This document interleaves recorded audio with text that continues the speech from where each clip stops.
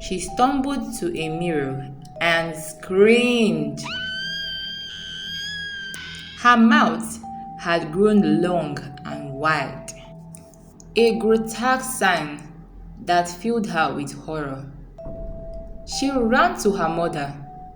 Mama, what is happening to me? She cried. Nkem gasped, clutching her daughter. This is the consequence of your actions. In the village of Unduka, Chizoba was infamous for her sharp tongues and love for gossip. From dawn to dusk, she could be found weaving tales about her neighbors.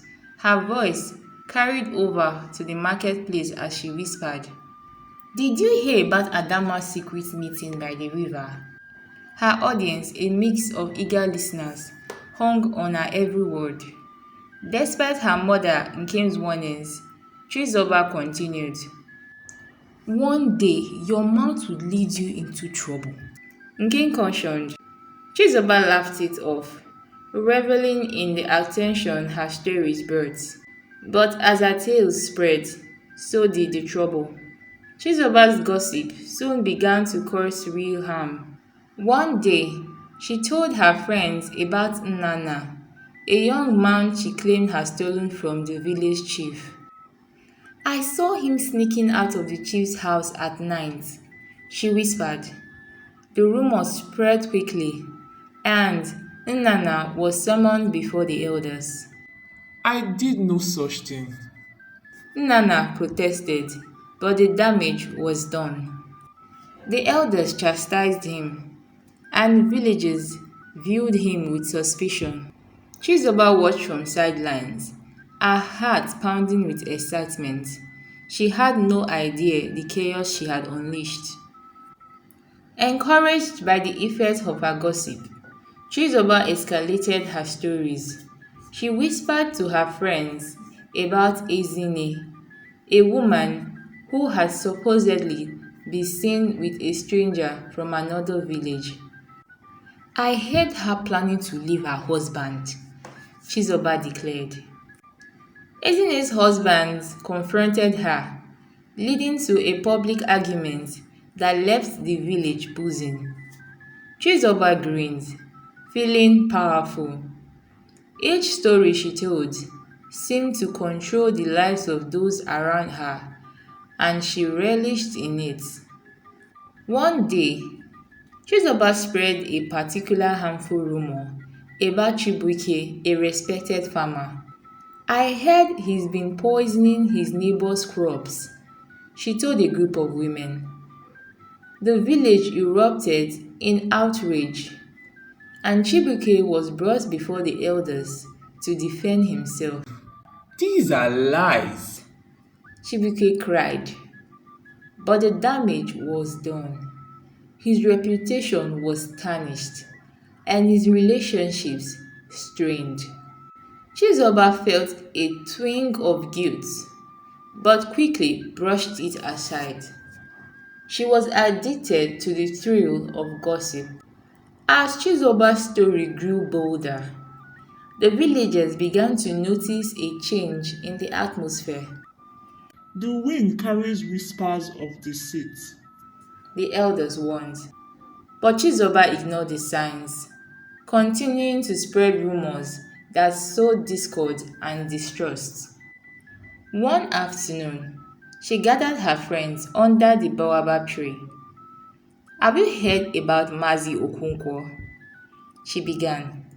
I heard he has dark powers and speaks to spirits in the night. The group gasped, their imaginations running wild. Chizoba had no idea that her words would soon backfire in the most unexpected way. Mazi Okonkwo was a reserved and gentle man who kept to himself. He heard Chizoba's gossip and sighed deeply. Words have power. He muttered. Deciding it was time to teach Chizoba a lesson, he began to prepare. Chizoba, unaware of the brainstorm, continued her daily routine of gossip. Her tales grew more elaborate, and the villagers, though entertained, started to tire of the constant drama. She talks too much, they whispered. One day, it will cost her. Chizoba's gossip reached its peak when she spread a false tale about Obiora, the village healer. He's been using dark powers to harm his patients, she claimed. The village was thrown into panic, and Obiora's practice suffered. The elders convened a meeting to address the chaos Chibuzo had caused. This must stop. They declared. But before they could act, Mazi Okonkwo stepped forward. I will handle this. He said softly, his eyes filled with a quiet resolve. That night, Chizoba awoke with a strange sensation. Her mouth felt heavy. Her jaw ached. She stumbled to a mirror and screamed. Her mouth had grown long and wide, a grotesque sign that filled her with horror. She ran to her mother. "Mama, what is happening to me?" she cried. Nkem gasped, clutching her daughter. "This is the consequence of your actions." "Chibuzo," she said, "you have angered the spirit with your words." Word spread quickly, and the villagers gathered to see the spectacle. "Look at Chizoba," they laughed. Her mouth matched her gossip. Humiliated, Chizoba fled, tears streaming down her face. Chizoba became the subject of ridicule. Everywhere she went, people pointed and laughed. "Long-mouthed Chizoba," children taunted, dancing around her. The once proud girl was now a figure of pity and scorn. Even her friends abandoned her. "We can't be seen with her," they said, turning away. Chizoba's heart ached with loneliness and regret. She realized the pain she had caused others with her words. Desperate to lift the curse, Chizoba sought out Mazi Okonkwo. She knelt before him, tears streaming down her face. "Please, Mazi Okonkwo, forgive me," she begged. "I have learnt my lesson. I will never gossip again." Okonkwo looked at her with compassion. Chizoba, words are powerful. They can heal or harm. You must prove that you have truly changed before the curse can be lifted. Determined to make amends, Chizoba began to help those she had wronged. She apologized to Nnanna, Ezine, Chibuike, and Obiora, seeking their forgiveness. She worked tirelessly to repair the damage her gossip had caused. The villagers noticed her efforts. "Chizoba is trying to change," they whispered.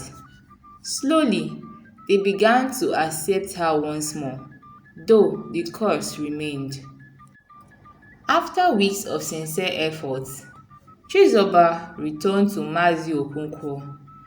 "I have done all I can to make things right," she said. "Please, lift this curse." Mazi Okonkwo smiled and chanted softly.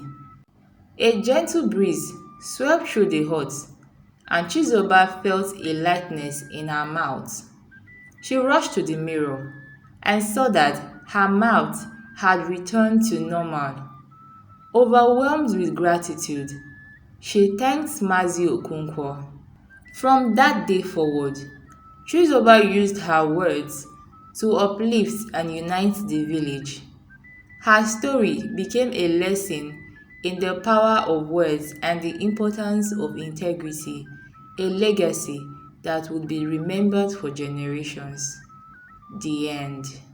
Thank you for watching. If you enjoyed this story, please give this video a like and support this small channel by hitting the subscribe button. It is completely free. Thank you so much as you do so, and I will see you in my next story.